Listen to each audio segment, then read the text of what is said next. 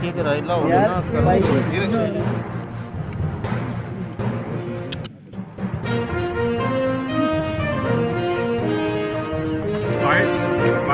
by the Pakistani terrorists as well as Pakistani rangers covered by the alert BSF troopers from the forward area on the international border, from the forward station of the international border.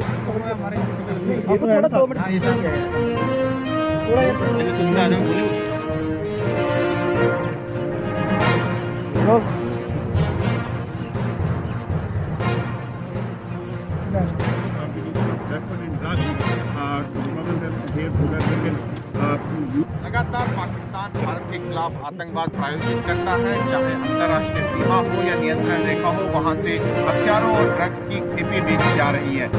इस साल यानी कि 2022 में pistols है यहाँ पे बरामद हुई हैं, 4 पिस्टल, 3 AK-47 राइफल्स।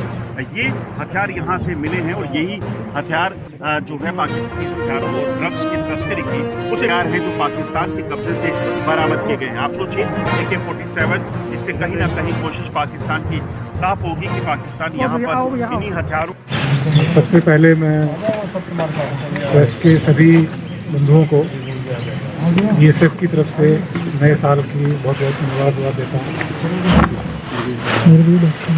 और नए साल में ये पहला अच्छा सीजन हुआ है। आज सुबह ही पेट्रोलिंग के दौरान एक IB के बिल्कुल पास में बैग की रिकवरी हुई, जिसके ऊपर पाकिस्तान की मार्किंग है, और उसको सर्च करने के बाद में आर्म्स एम्यूनिशन की रिकवरी हुई। पिछले कुछ दिन से काफ़ी इनपुट हमारे पास थे कि सीमा पार से कोशिश की जा रही है पैक की या आर्म्स एम्यूनिशन की सप्लाई की, और ट्रूप्स को उसी स्तर पर हमने अलर्ट पर रखा हुआ था, और सभी कमांडर्स और ट्रूप बॉर्डर पर बिल्कुल तैनात गायें गड़ाकर ड्यूटी कर रहे थे। और जो कोशिश शायद रही होगी कि इसको सीमा पर करके फेंसिंग क्लोज करके पीछे ले जाया जाए, तो तैनाती को देखते हुए और अलर्टनेस को देखते हुए शायद वो अपने मंसूबे में सफल नहीं हो पाए। और क्योंकि इसी रात को एक घुसपैठियों को भी BSF ने मार गिराया है, तो मुझे लगता है कि उसी कारण से वो बैग को छोड़कर पीछे भागे होंगे। और अभी 26 जनवरी नज़दीक है, गणतंत्र दिवस, तो उसके मौके पर भी ये काफ़ी एक्टिविटी बढ़ी हुई है। और उसी कड़ी में हमारा अनुमान है कि ये भी प्रयास सीमा पार से हुआ है। और मैं अपने BSF के कमांडर्स और जवानों को बहुत बधाई देता हूँ, क्योंकि अलर्टनेस और मुस्तैदी से ड्यूटी करते हुए ये बहुत अच्छी रिकवरी।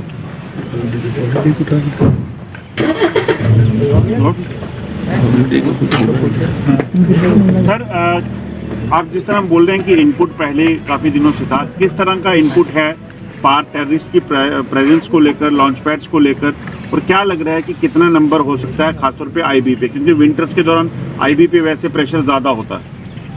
पिछले कुछ दिनों से इनपुट्स हमें मिल रहे थे कि पाकिस्तान की तरफ हलचल है।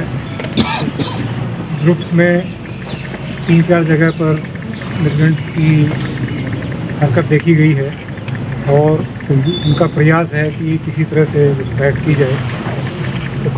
तो ये पिछले करीब 15 दिन से या उससे पहले से इनपुट्स हमारे पास आने शुरू हो गए थे, और उसी हिसाब से हमने तैनाती बढ़ाई हुई थी।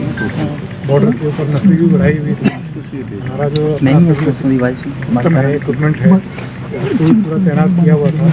और यही कारण है कि अपने मंसूबों में कामयाब नहीं हो पाए मिलिटेंट्स, और सामान छोड़कर उनको शायद भागना पड़ा। तो जिस इलाके से रिकवरी हुई है, क्या ये जो हथियारों की खेप भेजी गई थी, क्या मकसद ये था कि गणतंत्र दिवस समारोह को यहाँ पर डिस्टर्ब किया जाए जम्मू कश्मीर में? देखिए ये जो कयास लगाना है इतना कुछ खास मुश्किल नहीं है, क्योंकि पहले भी जो हमारे बड़े त्यौहार होते हैं जैसे गणतंत्र दिवस है, स्वतंत्रता दिवस है या और कोई बड़े ओकेजन होते हैं, तो हमेशा से प्रयास रहा है कि उनको डिस्टर्ब करने की कोशिश की जाए या बाधा पहुंचाने की कोशिश की जाए। तो अगर हम आकलन करें तो इस नतीजे पे पहुंच सकते हैं कि ये भी उसी कड़ी में से एक हिस्सा था। ये लगभग पिछले 1 साल से बीएसएफ ने सीमा पर पूरी तैनाती रखी है और कोई ऐसी घटना नोटिस में नहीं आई थी जिसमें इस प्रकार के ज़्यादा प्रयास किए गए हों सीमा पर। लेकिन पिछले कुछ समय से हमें इनपुट मिल रहे थे कि इस प्रकार के प्रयास किए जाएंगे, उसके लिए हम तैयार थे, हमारी तैनाती पूरी थी, अलर्टनेस पूरी थी और उसी का ये नतीजा है कि ये बहुत अच्छी रिकवरी हथियार और नारकोटिक्स की गई है हमारे अलर्ट ट्रुप्स के द्वारा, जिसके लिए वो बधाई के पात्र हैं।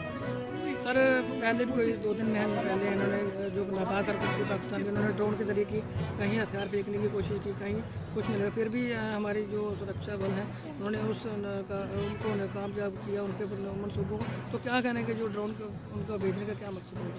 देखिए मकसद एक ही रहता है, हथियार या नारकोटिक्स अंदर भेजे जाएं, मिलिटेंसी को बढ़ा दिया जाए, मिलिटेंसी को चलाने के लिए नारकोटिक्स के थ्रू पैसा जुटाया जाए, तो यही प्रयास रहता है।